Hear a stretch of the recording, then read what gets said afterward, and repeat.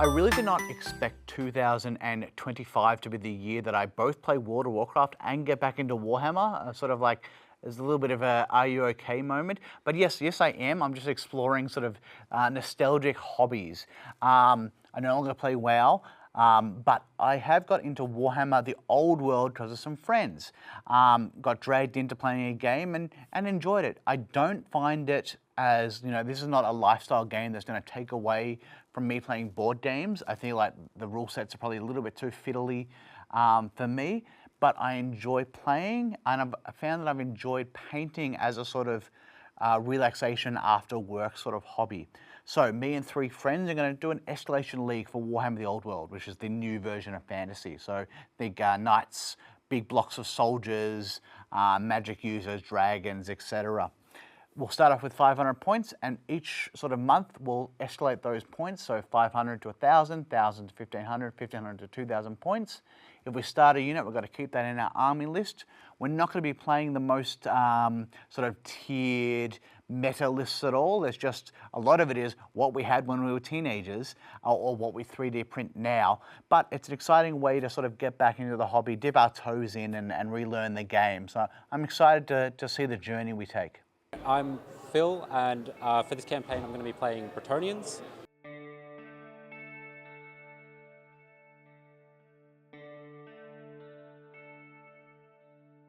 So this is the army that when I first saw Warhammer I really wanted to play, but even for Warhammer standards they're pretty expensive. But now I have a 3D printer, so I'm playing Bretonnians. So for this game I'm running a small unit of 10 longbowmen, and then 2 units of Knights of the Realm, which are kind of the middle ground for knights. Each of them have a hero, so we have a damsel, which is the level 1 wizard, and then over here I have a paladin, which is the lowest level of the warrior heroes. The main thing about Bretonnian is that they're pretty well armoured, they have decent attacks with their lances and their horses, and they're pretty mobile because of the horses. So I'm hoping that they're a bit more of a wrecking ball, and they can kind of just come in, hit things, and everything disappears. For this league, I am playing dwarves.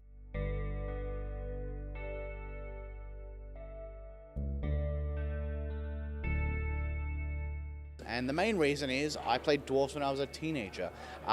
These models here are from back in those days. I've touched them up a little bit, but that's all they're left. They're sort of sturdy warriors, a slow move. They've got lots of access to a lot of war machines and artillery. They don't have cavalry or anything fast-moving units, really. So think big blocks of warriors that will sort of grind down the opponent. For my 500-point list, I have a unit of 17 warriors with great weapons and shields, so they can tank off and then swing back and really sort of do some damage. They're led by a Thane, shield and great weapon, nothing too special about him. I then got 10 rangers, which are stouting range weapon users, so they can deploy afterwards, start harrowing the enemy. And then I've got miners, 8 of those, which can be used to sort of come in later in the battle, surprising off different flanks. At 500 points, they might not be that useful because it's such a big table. I might have to think about how I use them. So I'm Elliott, and these are my Orc boys for today.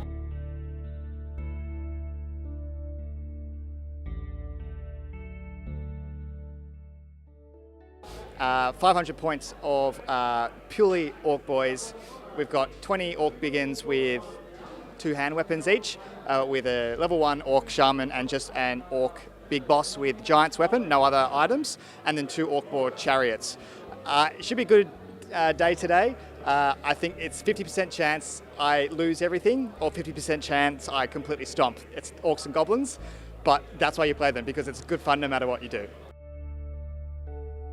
Hi, I've got 500 points worth of Empire here.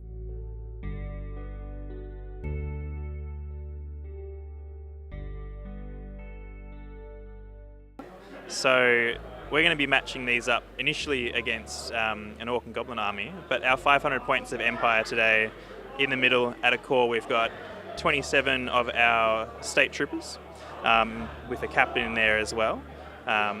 these guys are just one massive block of infantry, and hopefully it'll be durable enough to just take the brunt of anything that's charged at it. For some additional firepower, we've got a small amount of our Empire handgunners over here as well. Hopefully I'm going to try and get these to move around and get on some of the flanks. However, I know I'm up against a few different chariots, so I don't want to leave them too exposed. And then small in number, but hopefully mighty in strength, a few of our Empire Knights as well. So that's my main mobility today.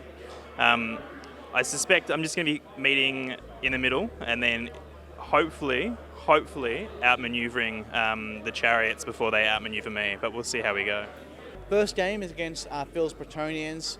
I'm worried that my army might get picked apart piece by piece, so I might need to be careful about how I deploy.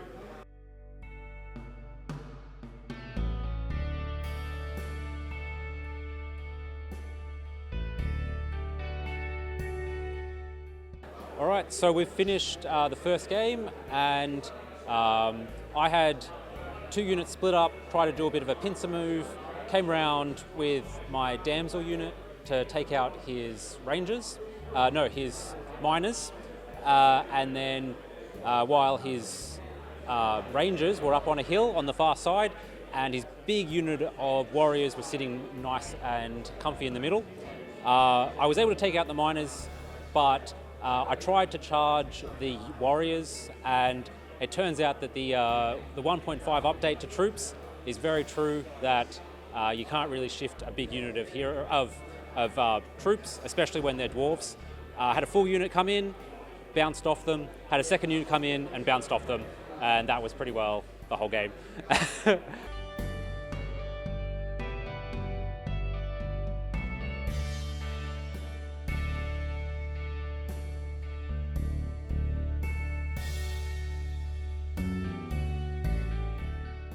We have decided at the end that our Empire versus Orcs is a draw, despite the fact that model-wise the Empire has certainly sustained heavier losses. It's been really resilient and able to put itself in a position after tying up some of the Orcs that in the next turn it's apparent that the point count's going to be pretty much even. We've had a very interesting ebb and flow back and forth.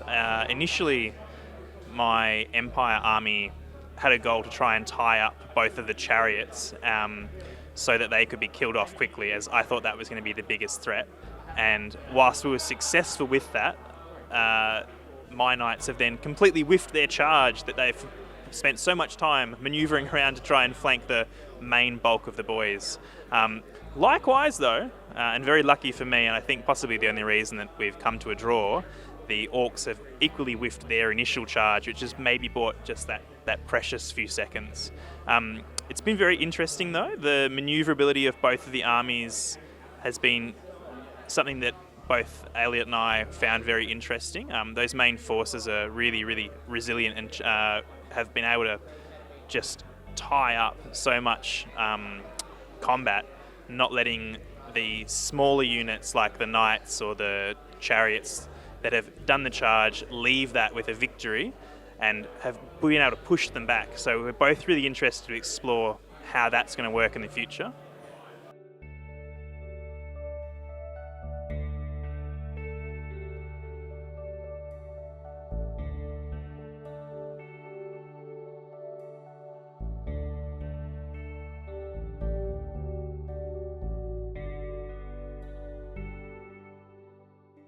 So I think for moving up to 1,000 points, I would definitely look at taking some troops, because they look pretty swell, not just cavalry. I think looking forward, I need better leadership. My Orcs failed most of their leadership tests, whether that's fleeing or rallying or holding before charging. So I think the next unit I'll need to get is a hero with better leadership. So a Black Orc hero or Lord or a unit of Black Orcs would be the best thing going forward. So I think I'm going to be adding that next to my units.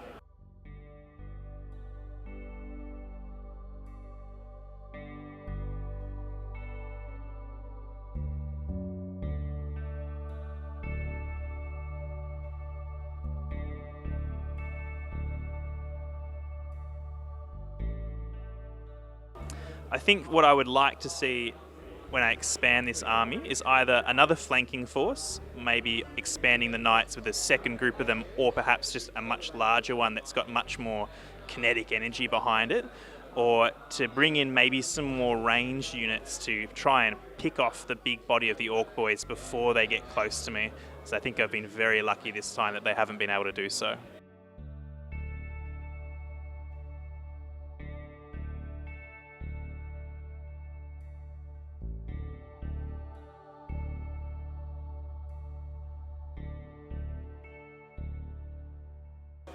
So we played 2 sets of games today for 500 points. After those games, the standings are as followed.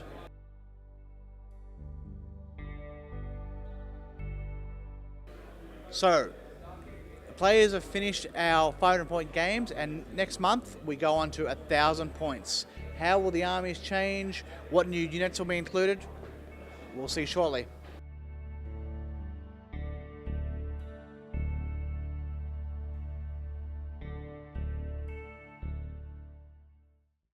Now, I'm with Josh from the Gaming Arena. Josh, can you tell us a little bit about the store and the play space you have?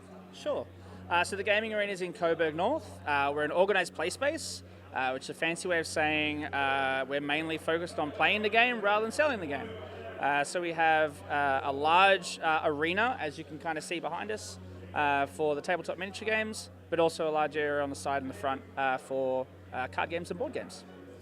We are a licensed bar, so people can come here, have a cheeky drink every now and then while they're having a game. And yeah, we run tournaments, but also about half the people here today are just playing casually. Do you find that people are playing a lot of the miniature war games? So it's Games Workshop, we're playing Old World, but you're playing 40k, Age of Sigmar, and the other releases? Yeah, so we have pretty much, if it's a miniature game, it pretty much gets played here. Warhammer 40,000 is by far the most popular game we have, which shouldn't probably surprise many people that know the game systems because it's the best-selling miniature game in the world.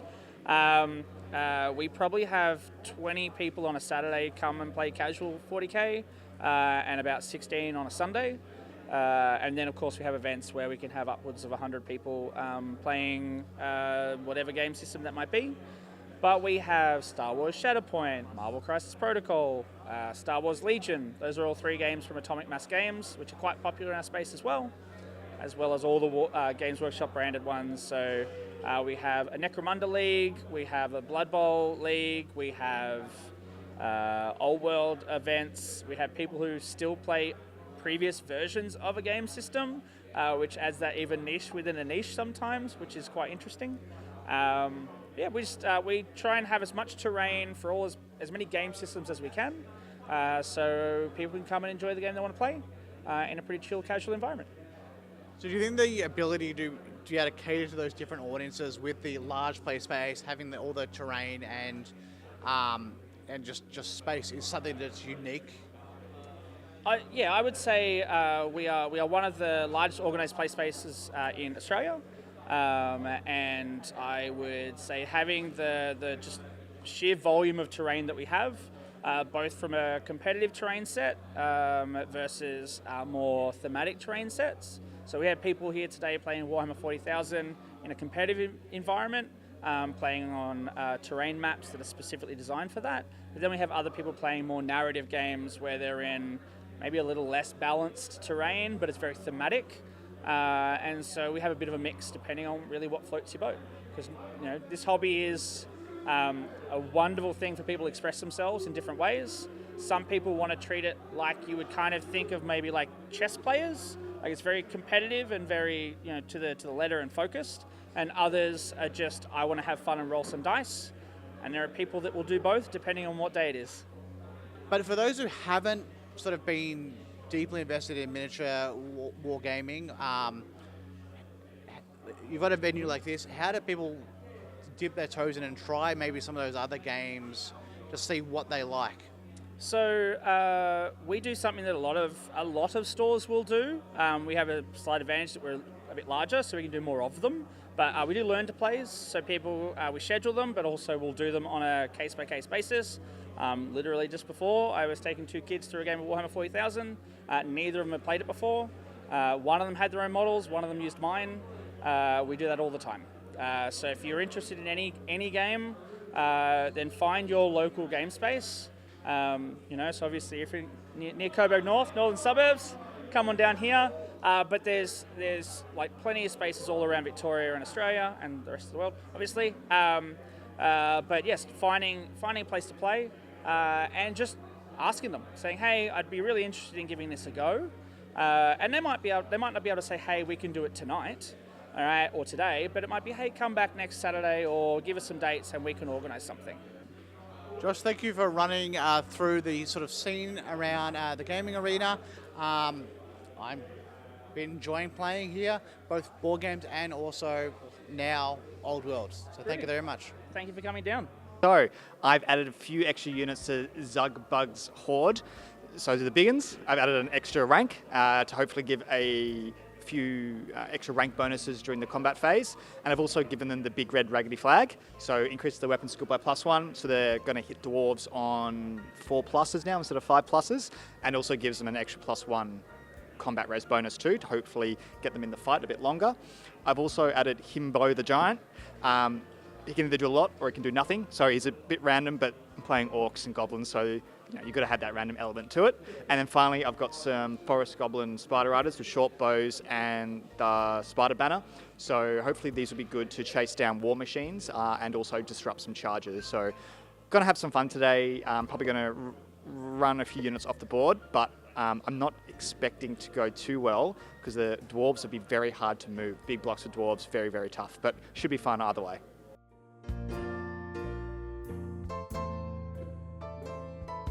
So going from 500 points to 1,000 points, what I wanted to focus on was the core of the army. And for me, that is the dwarf warriors with hand weapons and shields and also great weapons. So they can take a charge and then start smashing stuff up. So I have 2 units now of 24 each. So these are big, big blocks that are going to slowly go forward, and I don't think they're going to get broken, and they're going to sort of soak up the opponent and then just smash through them.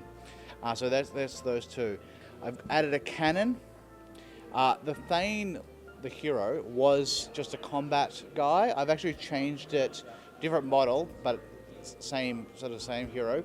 Now is a ranged loadout called a Fireball Thane. Well, that's the only meta sort of thing in the list. Is it's got some runes that are going to make it shoot a lot more and almost like a mini war machine. So I'm excited for that. Then I've got one, unfortunately, grey model, which is shame on me, a Doomseeker, which is like a slayer that just wants to charge forward and smash through the opponent's ranks. So I'm excited to see how that goes.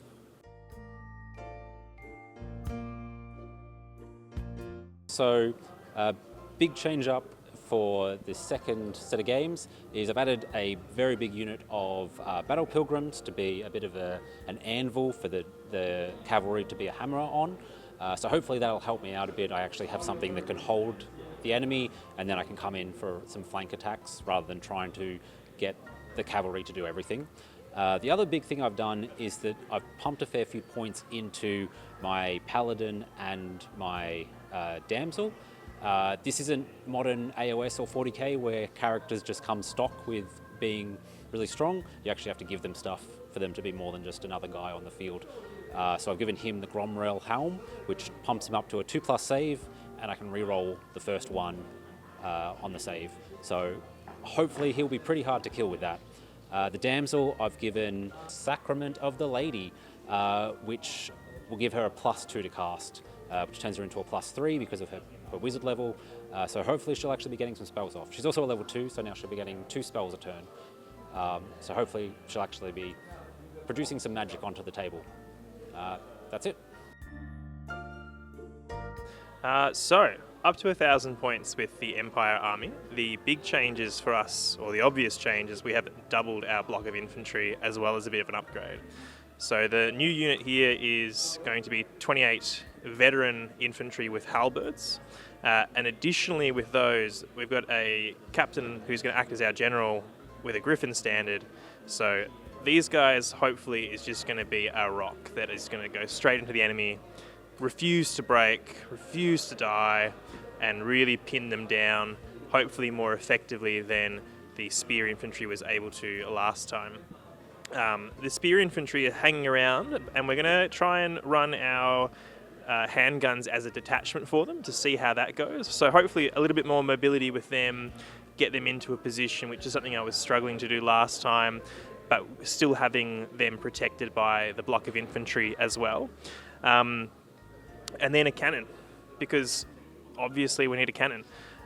This, I'm really hoping, is going to be the kicker to kill some of the stuff that just would not die with my efforts previously at 500 points. I've had a look at the other table behind us and there's big bits of plastic. I'm really hoping that this little bit of plastic here will deal with them effectively. The knights are here in spirit. The hobby side of things has meant that the knights have been left somewhere else. So the knights are here as a militia from the army that we are fighting, but let's not talk about that.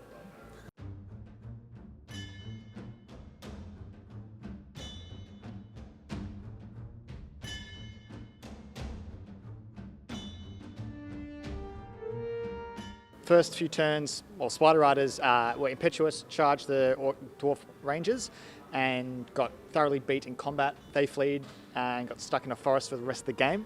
My Orc Biggins were slowly making their way up to the big block of dwarves and was getting whittled down by the dwarf artillery. But the big win was the giant and the other block for dwarves. The dwarves actually failed their leadership test for the giant terror, ran off the board, and that essentially exposed the entire flank of the dwarf army. So my orcs and my giant and my chariots could then flank around to the dwarves, which essentially resulted in a major victory. So really good.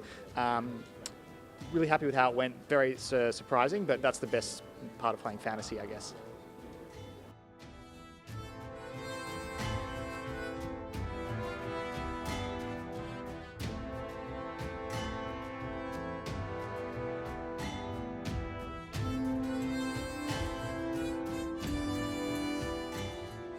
One of my knight unit come round to the flank and pick off the archers and then continue through. Meanwhile, the other knight unit came around the other flank, was trying to go for the cannon, but there was the Empire Knights in their way.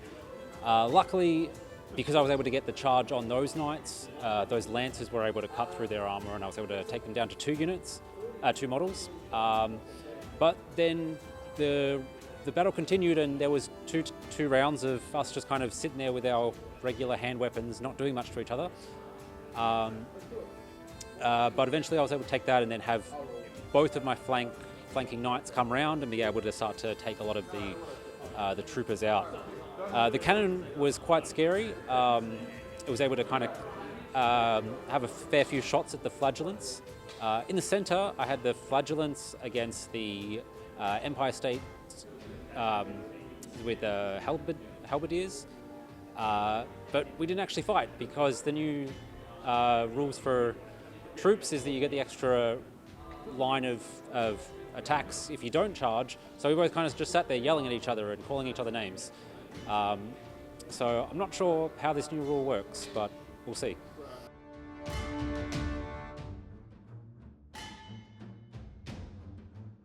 Second game, I think I won. I think I deployed in a way that made it harder for Sean's Empire to really get at me. He could have been unlucky with some of where the terrain was. He sort of funneled his knights and they weren't that as effective, and my miners appeared early and blocked them. His cannon exploded on turn 1, and I managed to decimate his unit of elite state troops with the Griffin banner, which gives you more bonus. So that was a big combat res block. I managed to sort of focus fire, got a bit lucky with some of the rolls, and was quite effective. And he was a bit scared of my cannon, I think. So I think I managed to win that game a lot due to my Thane dealing a lot of damage, and then also the unpainted, my shame unpainted Doomseeker did a lot.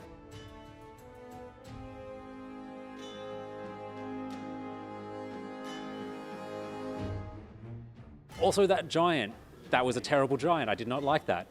I had a unit of knights with the banner so that they can re-roll against any cowards with bows and arrows, kind of have them flank round and hit the spider riders.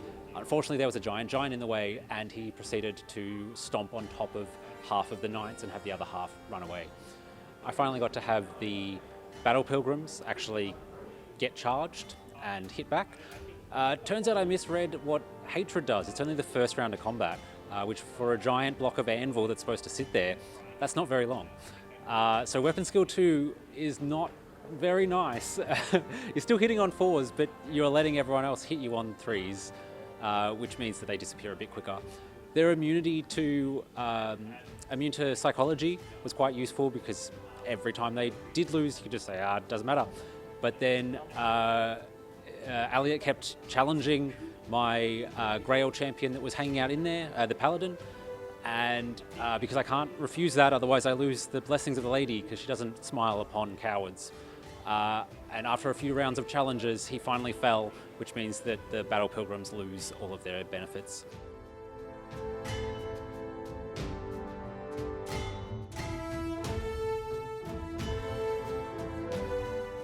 I think a big lesson has been just managing the terrain and the lack of manoeuvrability that such big blocks of infantry have. That hasn't meant that I haven't quite capitalised on some of the bonuses that, like the banners and the standards, maybe could have given me. But going forward, I think we're certainly going to stick with what we've got, probably work a bit on tactics to start with, and maybe start splitting up some of the detachments into some smaller screening units and see if that can absorb some of the fire that's been coming in, that's been preventing outcomes being in my favour when it comes to steel on steel.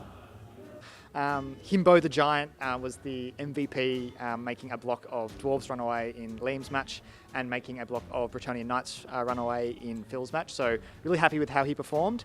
The boys were just super strong. They were super stoic, able just to sit there and hold the objectives and hold the ground.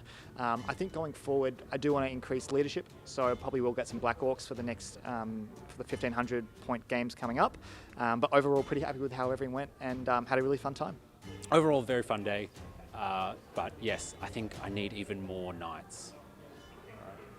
I think I liked the units. The big units were useful. I think what I want to do, or what I want to add, is maybe a little bit more range, but also some maneuverability. So I'm thinking of adding some gyrocopters next time and see how they go. They're sort of helicopters that can attack around and have move beyond 3 inches, which is what I'm looking forward to.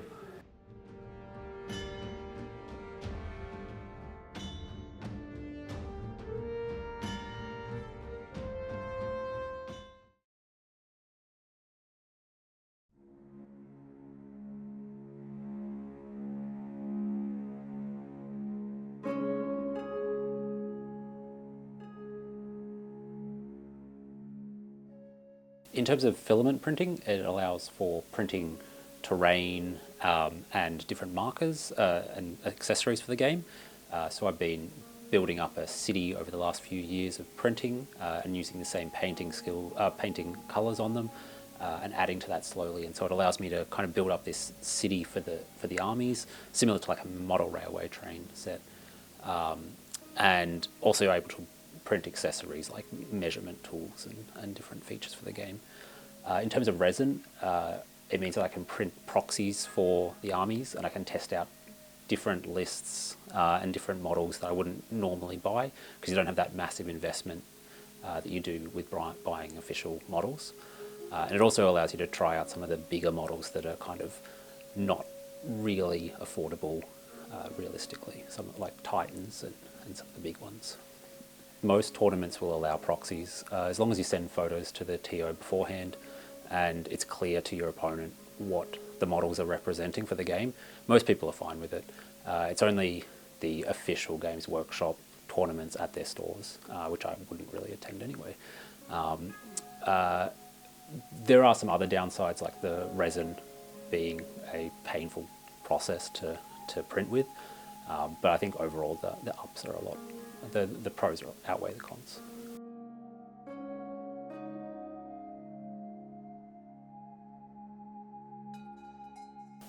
I think it's just continued use. and trying out different techniques. I think now there's a lot of stuff online of people that are just ridiculously good at painting, and it can be a bit overwhelming to see some of that stuff now. So I kind of have reached the point where I'm just painting what I consider fun, and going to that next level where I wouldn't find it fun anymore, I just kind of ignore it. And so, yeah, I think the big thing is just to keep painting at the level you're comfortable and to the level that you find enjoyable, and eventually that level increases. Yeah, I think zenithal highlighting with the airbrush, so you paint the whole thing black, and then you either do gradients of grey or you use white inks, and you go from the top where the light would be coming from, and then when you do a very thin coat over the top with the colours, all that shading comes through, and so it's almost like the contrast paints of one pass of coloured paint, and it's doing half the job. And you can also do a lot of work with object source lighting with that. If you want a character to be holding a flame, you do the highlighting from those flame angles as well. Hobby deadlines are always really good. It's the same for tournaments, kind of gives you that motivation to actually get stuff painted and done. So yeah, it's been good trying to push these Bretonnians. In the past, I was doing a lot of very small Bretonnian forces with a whole bunch of allies. So now it's good to have that motivation to actually get a proper army done.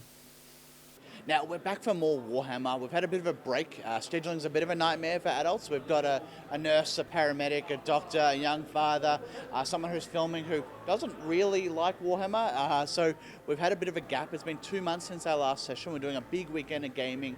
1,500 points which played yesterday, and then also 2,000 points we're playing today. We all thought we had plenty of time for painting, and then we all put it off. I think I spent about a month and a half painting 10 guys, and then been like 2 weeks of like, oh, I got to finish a whole new unit and some characters and some other stuff. So it's been a frantic rush to the finish line for a big week of gaming today. The changes I made to my 1,000 point Orcs and Goblins list was the addition of a big unit of Black Orcs and a Black Orc War Boss, which added a large, essentially anvil for my army. The biggest change was I added the Duke, my Paladin upgraded to a Duke and put him on a Hippogriff. I gave him the Sword of Battle as well as the Gromril's Helm, two pretty decent magical items to really buff him. Coming from an Age of Sigmar background, that's more my playstyle, to have one gigantic beatstick that can take out everything else, and the rest of the army is just there for filler. The other addition that I made was a 5-man unit of the Knights Errant, the young knights that are trying to prove themselves. The lovely new addition to that was a steam tank, which was a lot of fun. So this is something we're really excited to see. It's the first real beefy unit that, unlike my infantry, which unfortunately has been acting as a lot of fodder, the steam tank has been, hopefully, it's going to create a bit of fodder. It's got a lot more armour, it's really, really durable, a heap of wounds, so very excited about that. And then an engineer as well, which hopefully is going to solve all of our little cannon problems. I've had a lot of bad luck in the 3 games we've played with a lot of misfires. Haven't really had the success with those that I have wanted. Now for 1,500 points, what I added was I added a king, so a Lord level character on shield bearer, so lots of attacks. Added a stone thrower, so more sort of long range artillery. 2 gyrocopters, which are fast moving sort of helicopters with ability to dive bomb and shoot and get around and move forward more than 3 inches, which is strange for dwarves.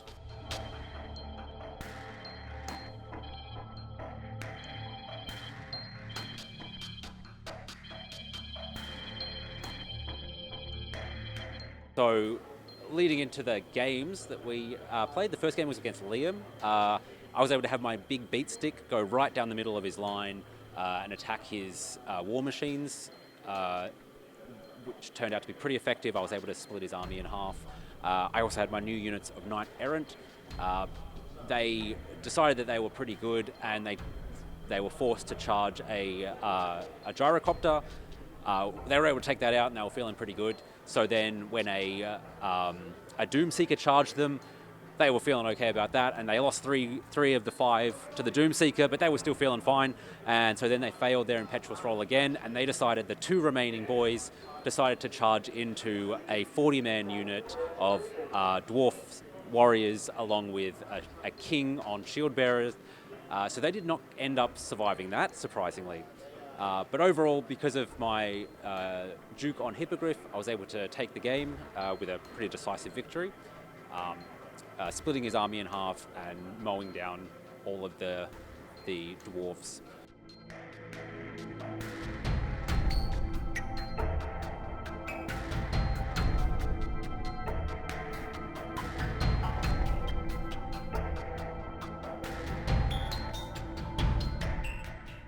So the 1,500 point game that we played yesterday against the Orcs went really well. Our King of the Hill objective in the centre I was able to hold for the first half of the game, despite it being against the new Black Orcs, the really beefy infantry that we're all a bit terrified of. The steam tank did some really good work just churning its wheels into them and not giving ground. And other than a few cheeky things with the spiders and some of the terrain, I think it actually went really well. It's still a minor defeat for me, but I've learned a lot about how to play these a bit better. And it really was the Black Orcs who just sat, held the objectives, was able to take on multiple units at once, and the Black Orc War Boss as well being very, very beefy, with a 2-up armor save, 5-up ward save and 5-up regen save, was able to take out most of the other opponent's characters. So really happy with how I went with those additions.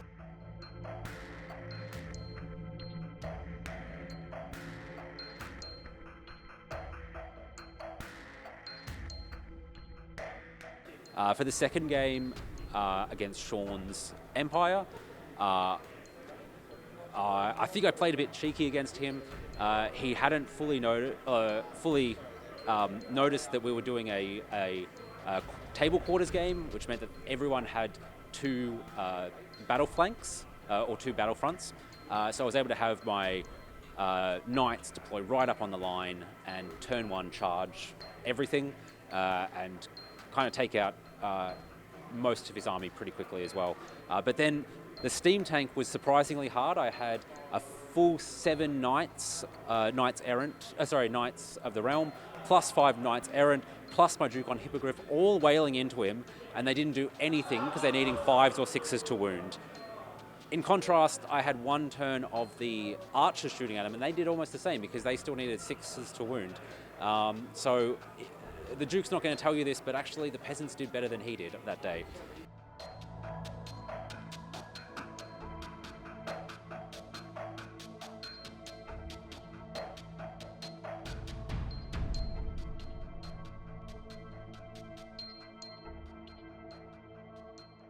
When I played the list, I really sort of struggled to use the gyrocopter as well. Phil, when I played him with Bretonnians, he just raced right through them with his sort of speed. I think there's a bit of tactics of how to use them, how to position them that I haven't quite cracked that I want to keep doing.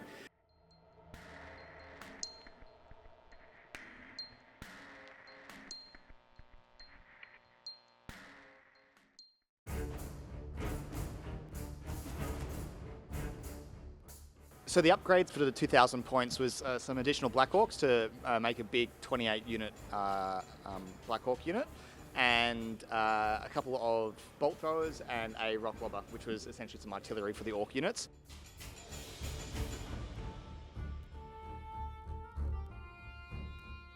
Now for 2,000 points, I added a big unit of hammers, which are the sort of royal guard, and then also a runesmith to try and deal with some magic, and then changed the miners from 1 unit of 6 to 2 to 5, and then bumped up the warrior units.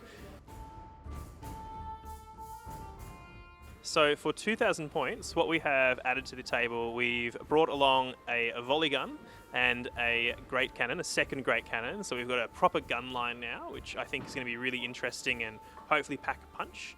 And additionally to that, we've also added in a wizard just to actually introduce some magic to the army, a little bit more variety, and see what we draw with our spell cards. I'm really hoping that added bit of firepower is going to be effective in sort of breaking through some of the heavy armor and taking out some of those big key ticket items that I know the other players have brought into the league. So for this last update, I took another 5 Knights Errant to make a full 10-man unit. and I also had a 6-man unit of Grail Guardians, the strongest knights of the Bretonnians.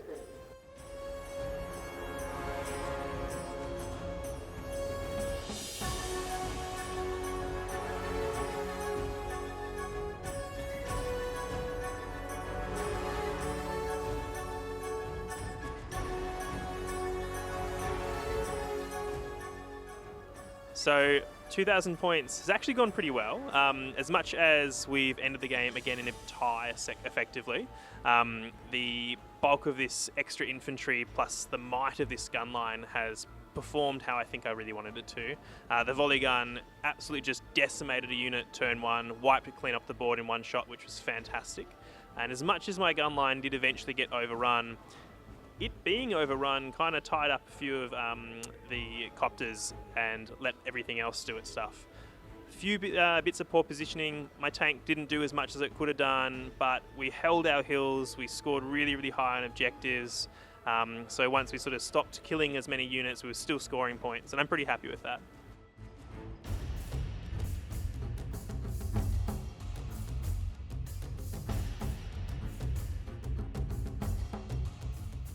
In the game, the hammers, I deployed them poorly.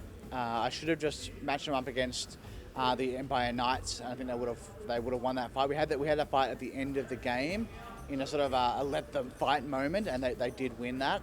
But because I deployed them poorly, they didn't get the most out of the game.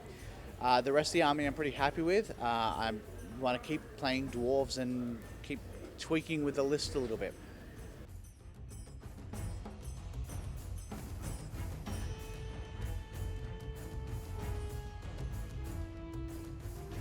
For this game, I was versing Elliott's Orcs with his very, very big Black Orcs unit. So for that, I decided to just ignore it and hope it went away. I had one unit of Knights of the Realm nearby that they were trying to charge, and I just had them keep fleeing away and re-rallying and just being kind of outside his charge range.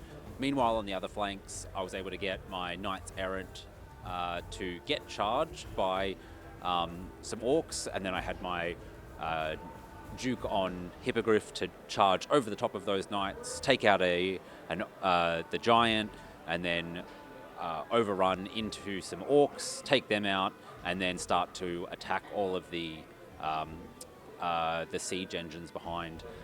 Grail Knights were able to do a little bit where they charged a chariot and took that out. So not as exciting. It seems that it came down again to the Duke on Hippogriff just being a massive beat stick, able to really control anything that he's nearby, being able to charge over the top of units and then just really wail on anything seemed pretty good. So unfortunately, my Orcs failed at the final game, essentially being undefeated until the final 2,000 point game where they did lose. The big issue, I believe, was having too large of a block of Black Orcs essentially allowed my opponent to very skillfully outmaneuver them.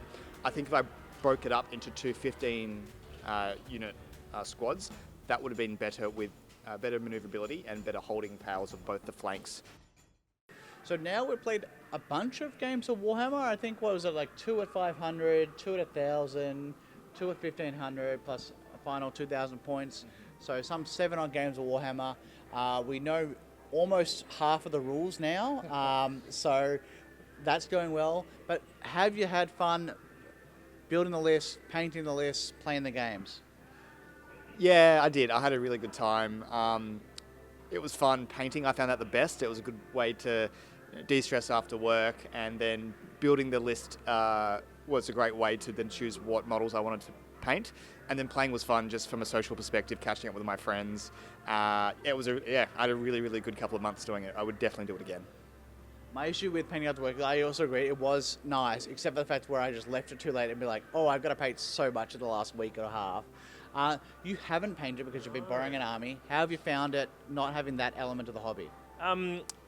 Well, I guess on that sense, as much as I haven't, and thank you very much for loaning me the Empire. I really appreciate that.